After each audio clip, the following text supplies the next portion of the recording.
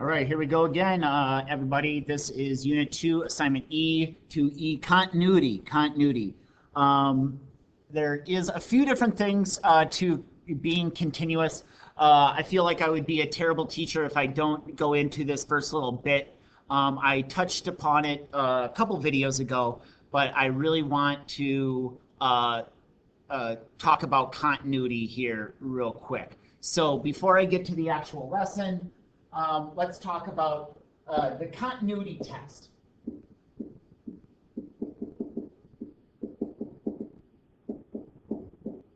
How do I test an equation for continuity at a particular point? In a nutshell, what it is it's a five-step process. It's a five-step process. Steps 1 and 2 are limit left and limit right. So you take the limit of your thing. We'll just call it. I'll give it a number, because a lot of times numbers are easier to understand. So we're going to be testing the limit as x at x is equal to 2. Right? So, and I'll kind of draw a brief little picture here at 2. So what we're going to do is we're going to test this limit left. All right, so as the graph approaches 2. And let's say that is equal to something like 4.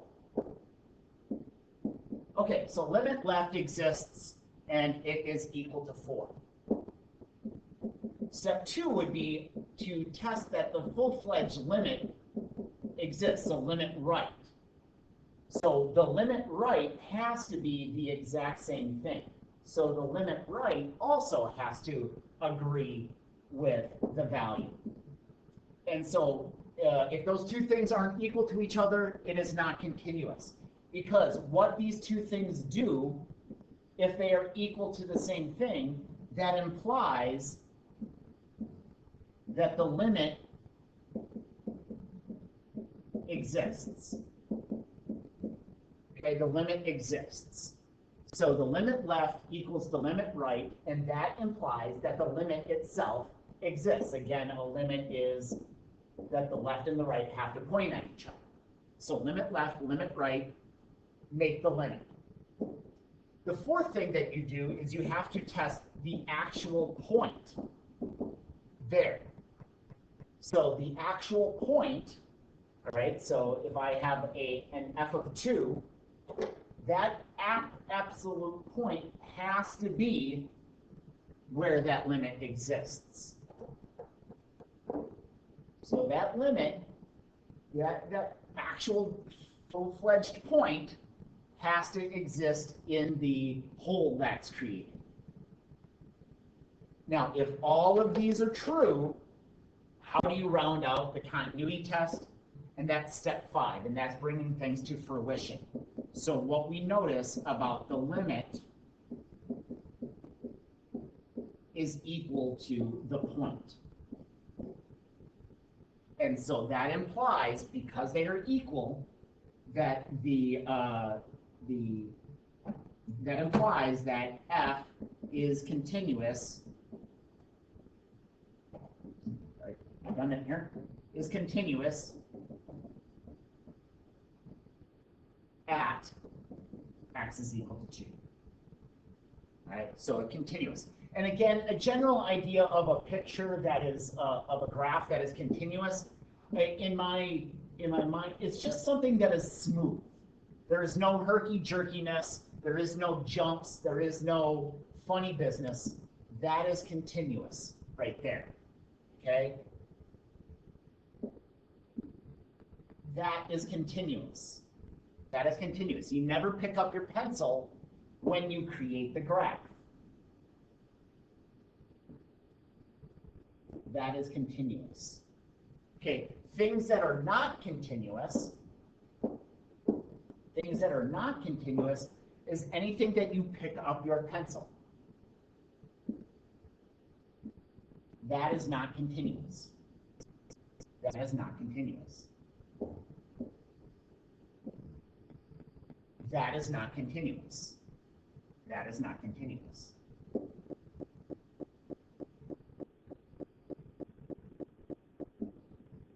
that is not continuous. Okay? Anywhere where you pick up your pencil, or if you go to infinity or something like that, it's not continuous. All right, on to the actual lesson at hand. Let's go ahead and do these. Again, removable discontinuities is when you can remove them from the denominator. Vertical asymptotes would be when they're not being removed from the denominator, like bottom zeros. So here, find the x values for which the f is not continuous. Okay, what creates illegal math? Well, x can't be equal to 0. Okay, that's where this would be discontinuous. That's where this would be discontinuous, is when the denominator is equal to 0. Okay, here, there is no illegal mathematics going on here. You can make x literally anything, and it's fine. So where the discontinuities, this is continuous for all real numbers. Okay, it's continuous from negative infinity to infinity. Find any x values where f is not continuous. That is continuous everywhere. It doesn't matter. So you're looking for illegal mathematics. So this is the same thing as saying 2 plus x and 2 minus x.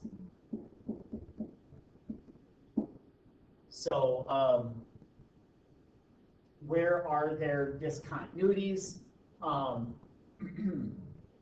Okay, this is discontinuous at x is equal to -2 and x is equal to 2.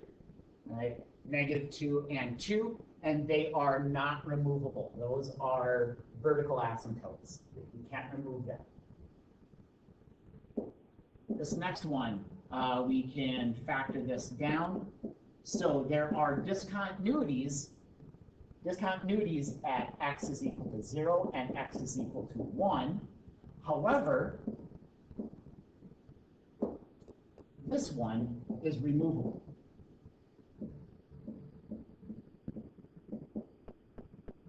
That is removable. And what you're going to notice on these things is a removable discontinuity. If you graph it on your calculator, you're not even going to notice that it's a removable discontinuity. So for instance, x divided by x squared minus x. Okay, you're going to see a vertical asymptote at 1 and a removable discontinuity at 0. Now, even if I zoom in on this, even if I zoom in at this this idea right here,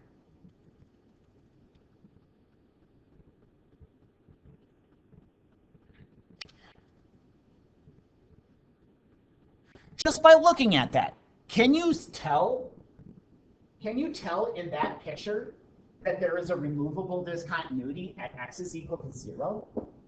Because what this picture looks like is this.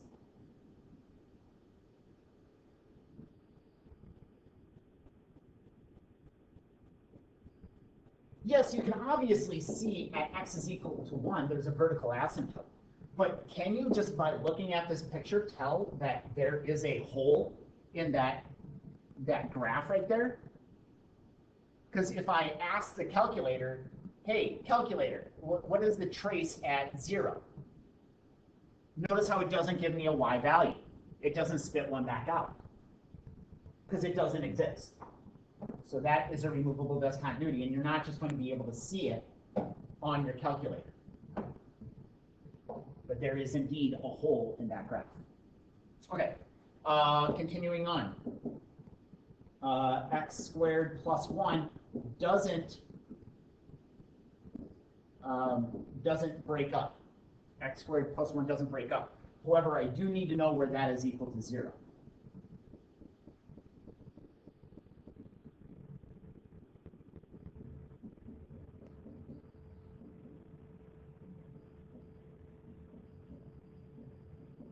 All right, so this domain is restricted from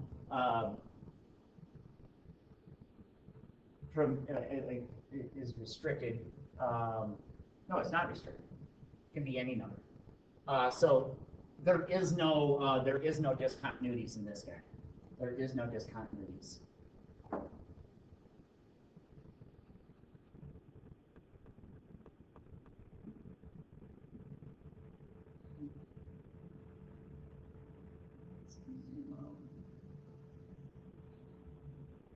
Yeah. There's a little hiccup in there, but you notice how they don't pick up their pencil. There is nothing that makes illegal mathematics. It's all good.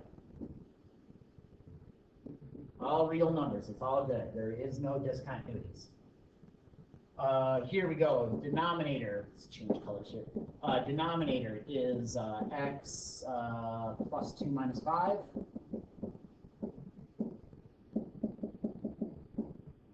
Okay, so right now there are discontinuities at x is equal to negative 2 and x is equal to 5. However, that negative 2 is removable. Okay, that is the removable discontinuity. Again, you won't be able to see it on the graph. Absolute value of x plus 7 and then over the regular x plus 7. This is kind of one that you may want to think about. So obviously there's stuff happening at negative 7. Negative 7, there's stuff happening. So what happens when I approach negative 7 from the negative side? Like, let's say negative 8, for instance, negative 8. The negative 8 would produce a positive 1, negative 1, so that is going to be a negative 1 coming up to that, that 7.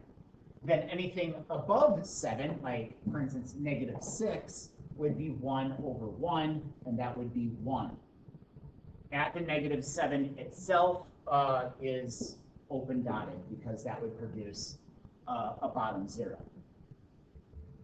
So that is what that picture looks like. This picture has a discontinuity at negative 7 with open dot, and these are at 1s. So there, that is called a jump discontinuity. So x is equal to negative 7 is your discontinuity.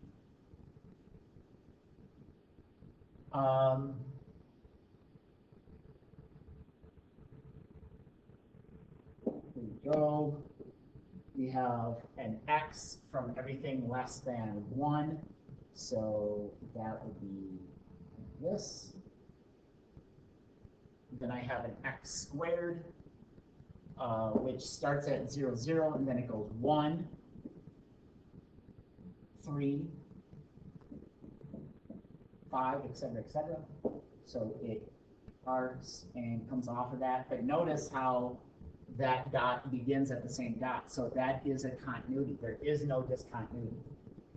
It's continuous for all real numbers. It's continuous for all real numbers. So 1, then up 1 over 2.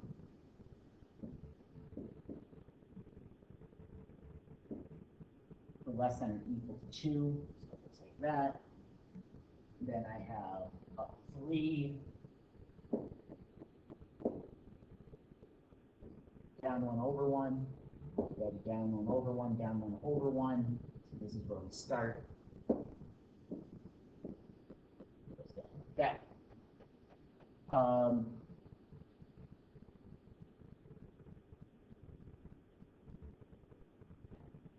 So there is a discontinuity at x is equal to 2. It is not a removable discontinuity. That's called a jump discontinuity.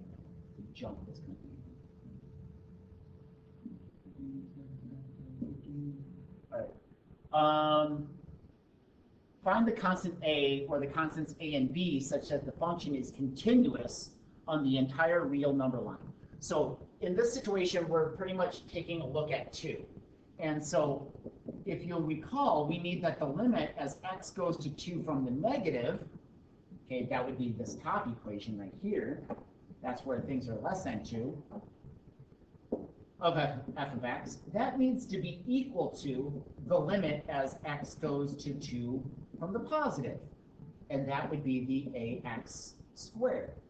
So I need the limit left to be equal to the limit right, and thus the limit itself is true. All right, so find the constant a. So I need this to happen. So limit left, the top equation. So when x is equal to 2, so I need a 2 to the third is equal to limit right, and that would be 2x squared. Okay, so limit left, so you do the substitution, limit left is equal to limit right.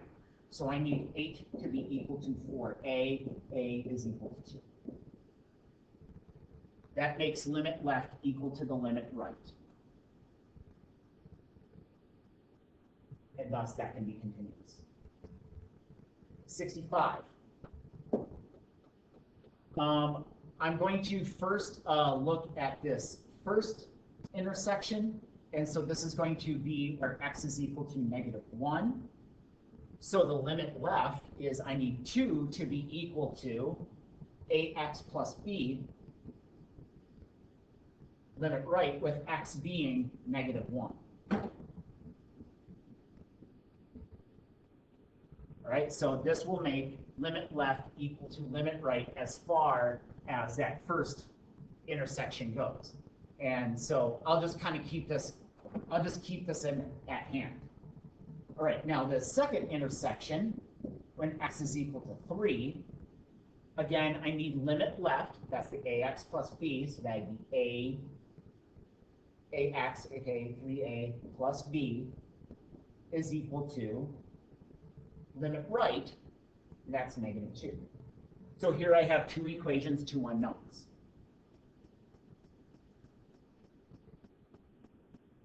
So what I do is I solve for one of the letters. So this is 2 minus b is equal to -a, thus a is equal to b minus 2. I take that and I plug, so 3a, which is b minus 2, plus b is equal to -2. So this makes this 3b minus 6 plus b is equal to -2. That makes 4b is equal to 4, b is equal to 1. So if b is equal to 1, that means a is equal to -1. So the result of this is a is equal to -1 and b is equal to 1.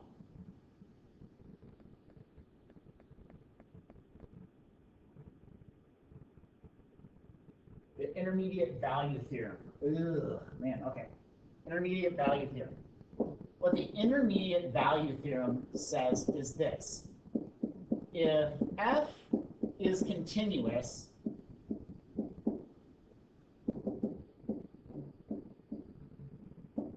on closed interval AB, okay, then there exists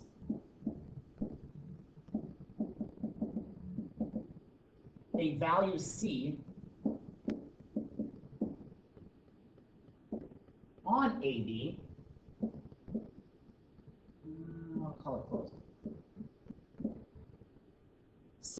for every value, such that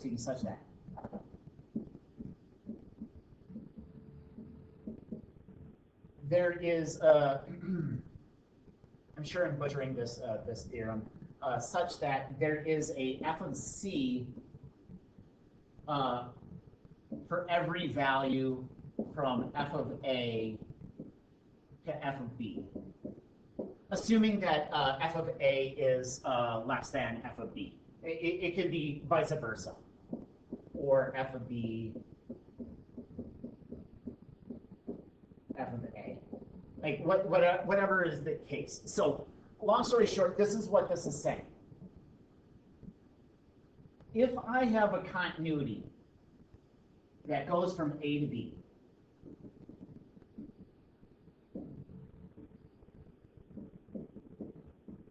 and it is indeed continuous. That means that I don't pick up my marker or my pencil anywhere between A and B.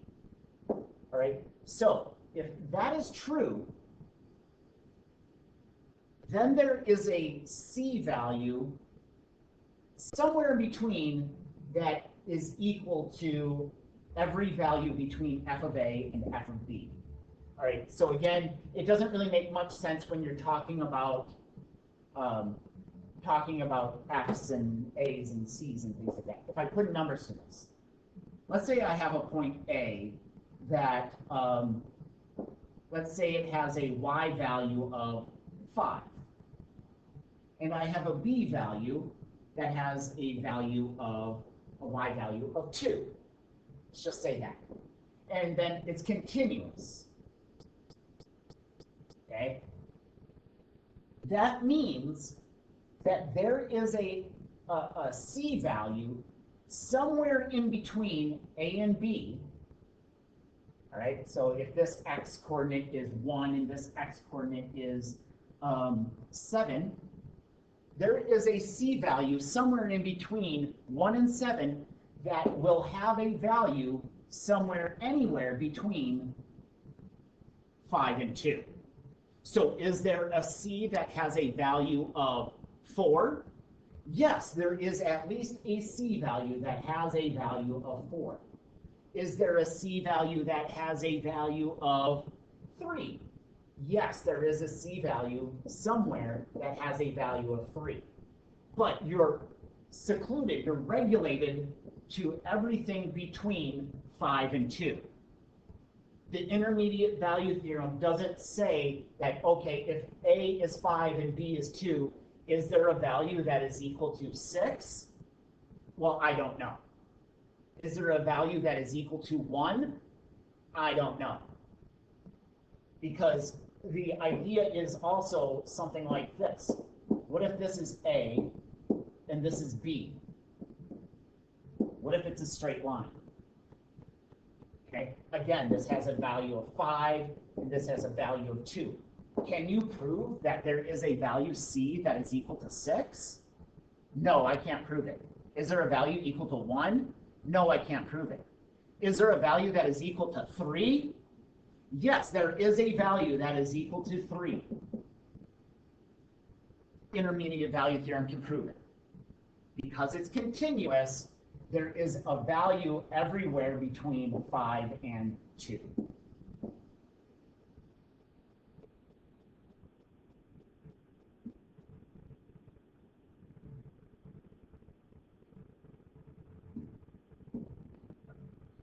That's the intermediate value theorem.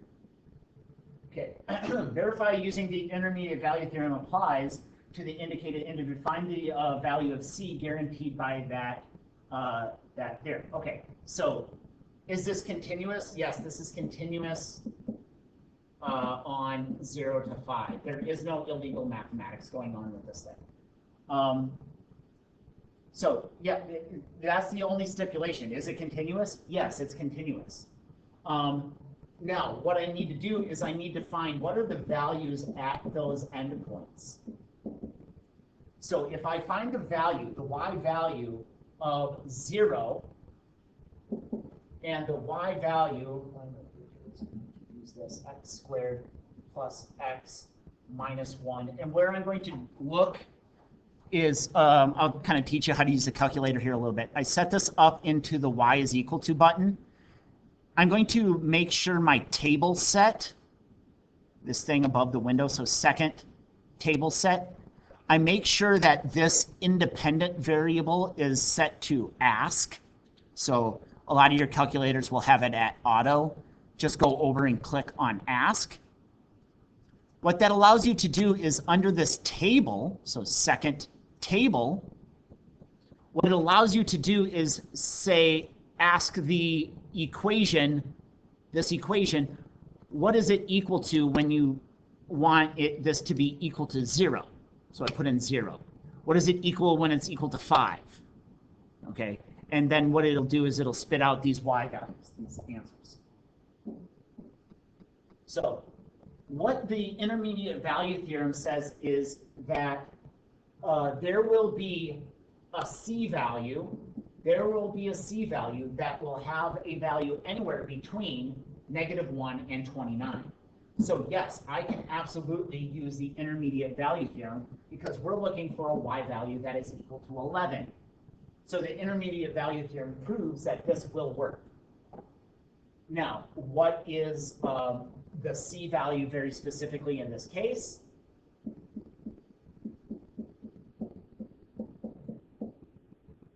And I will guarantee that there is an answer to this question that is between 0 and 5.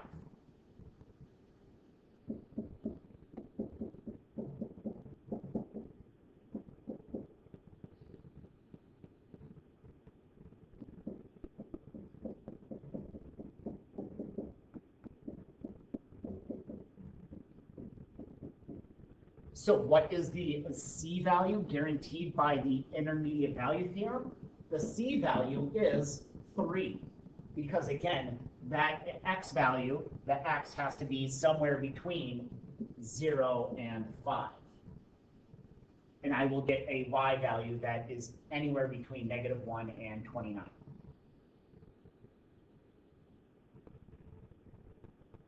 Okay, next one. Intermediate value theorem. Yes, this is continuous on 0 to 3. So the regulation of the y values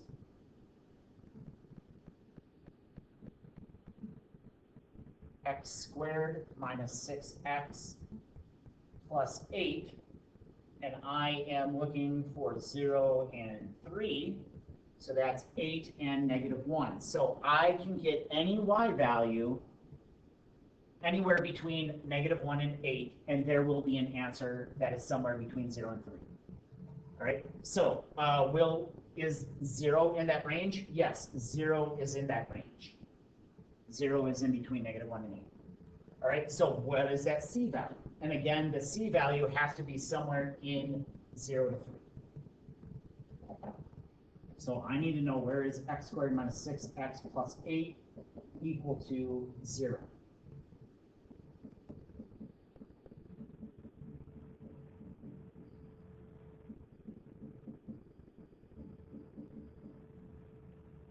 And so which one is guaranteed by the intermediate value theorem?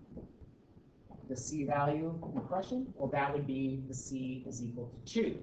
That is the one that is guaranteed by the intermediate value theorem because that is on the interval from 0 to 3.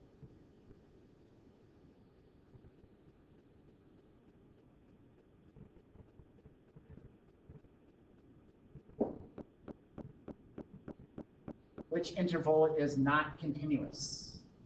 All right, so looking at the original function,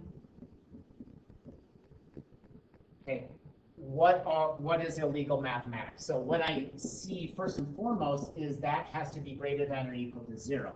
You can't have a square root that is equal to a negative. So x has to be greater than or equal to, 1. That's one thing. Also, the denominator can't be equal to 0. So the square root of x minus 1 cannot be equal to 0. That's also a stipulation. That would be illegal mathematics. That would create a denominator of 0. So what that means is x minus 1 cannot be equal to 0, and then x cannot be equal to 1. All right? So what is the entire range? What is the stuff that is continuous? Well, x is greater than or equal to 1, but then it can't be equal to 1. So x is purely greater than 1 is where this thing is continuous. And so that would be that guy right there.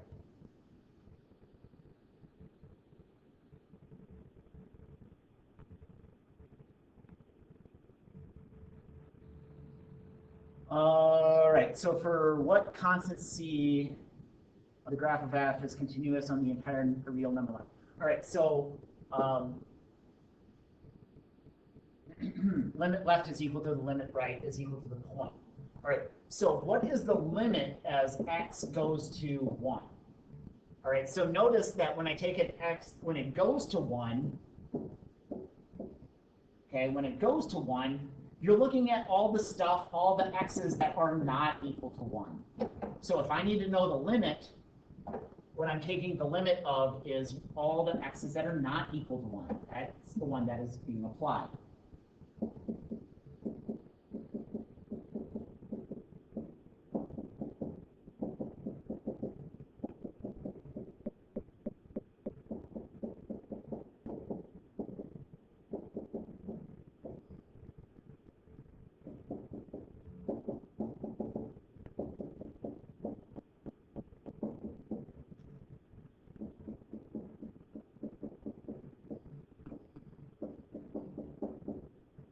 That's what I was looking for.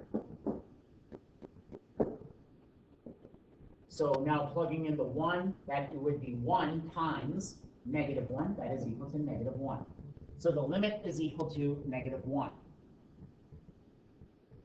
All right? So the continuity test says that the limit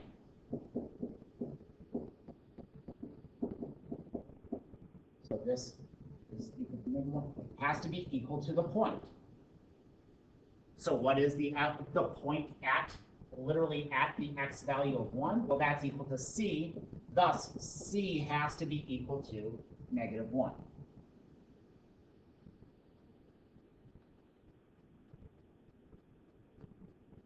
Sorry, that would be what, option A? Free response. Function p is defined by blah, blah, blah. Find the constants a and b such that p is continuous for the entire real number line. All right, so when x goes to -1, so limit left is equal to limit right. So again, -1 is going in for x. All right, and also it has to be limit left and limit right about 3. So that's the limit left, limit right being equal to each other. So now we just, 2 equations, 2 unknowns. I'll make it easy. Let's solve for b this time. B would be 2 plus a. 2 plus 1. So that's what b is equal to.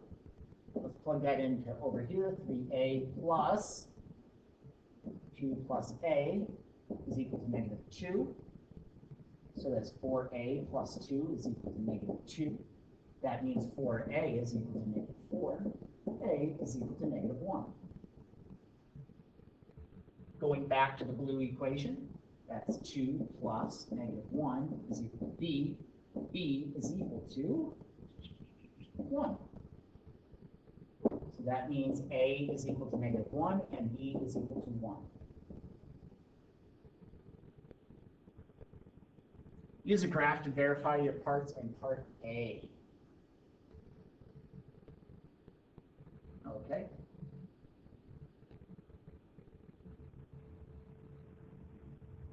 So one of the graphs is 2. The other graph is -1. That's A, x, plus b, which is also 1. And then we have -2.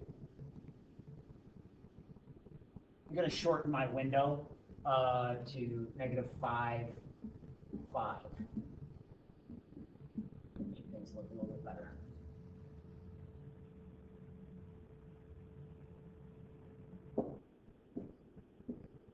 Okay, so this should all be continuous. So all up into -1, the graph should be at 2.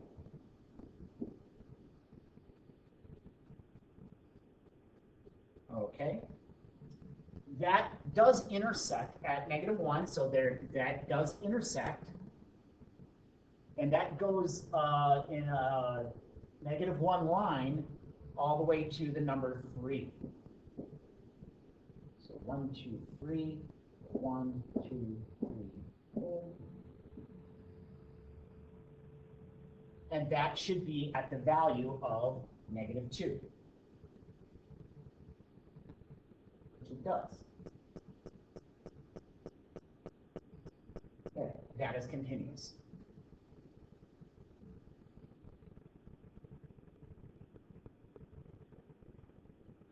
Find the limit as x goes to 0 of p of x. So x goes to 0 is right in that wheelhouse right here. So filling in those numbers, this is asking what is the limit as x goes to 0 of a x plus b. So this is a basic substitution, no illegal mathematics, and this would be equal to 1. Oh shoot, I thought that was it. Okay, a little bit more, not a big problem. Let's step on the gas. Limit as x goes to 2 from the positive, so that's where 2's are bigger than 0's. And that would be that guy right there. and so that would be negative 2 plus 3 is equal to 1. Limit where x is equal to 2 from the negative side, so that is where, shoot, I just did that backwards. I'm sorry.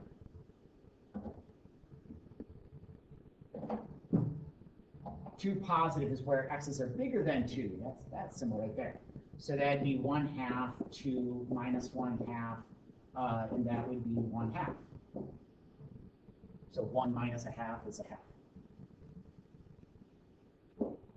All right, now, where is the x approaching from the smaller than 2 side? So that'd be negative 2 plus 3, that's equal to 1. What is the limit as x goes to 2? That does not exist. How do I know that? Because limit left does not equal to limit right. What is the limit as x goes to 0? Where is 0? 0 would be in this one right here. So that would be negative 0 plus 3.